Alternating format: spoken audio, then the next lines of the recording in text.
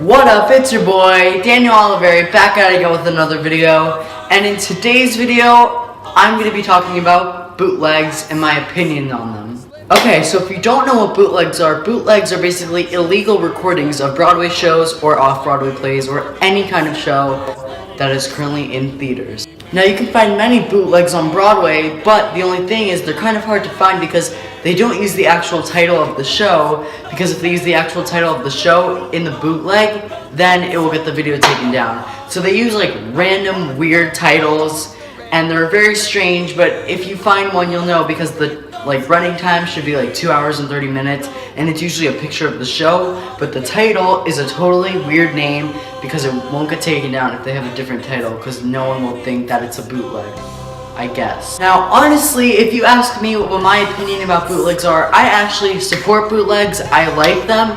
I think it's a good chance for people to see Broadway shows that can't afford it or either are not able to fly to New York to see the Broadway show itself. So what's supposed to happen when Broadway shows close is they're supposed to release a professional recorded version of their show once the show is officially off Broadway. But a lot of the times, these Broadway shows don't release their professional recording after they close, which is a really big issue because every Broadway show records at least one professional recording before the show closes. So if you're gonna make that professional recording, you might as well show the public so that people can get to see your show that can't get to see your show.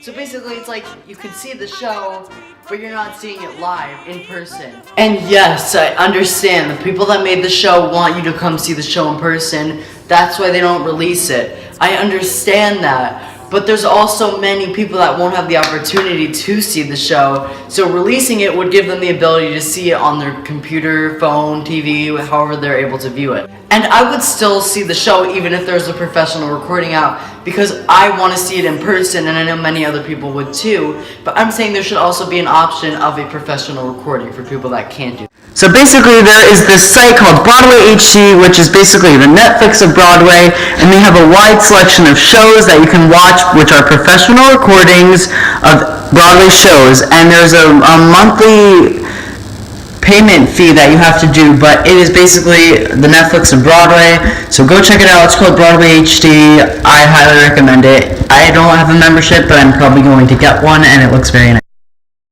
I want you guys to let me know your opinions on bootlegs, whether you think they should be allowed to be made or you think they should be permanently banned and never be able to be made again. But I should also tell you there are many professionally recorded Broadway shows out on YouTube right now that are for free. There's a professional full show recording of Legally Blonde the Musical, Rent the Musical, Shrek the Musical, but Shrek the Musical is on Netflix, but there's also one on YouTube. It's just kind of hard to find.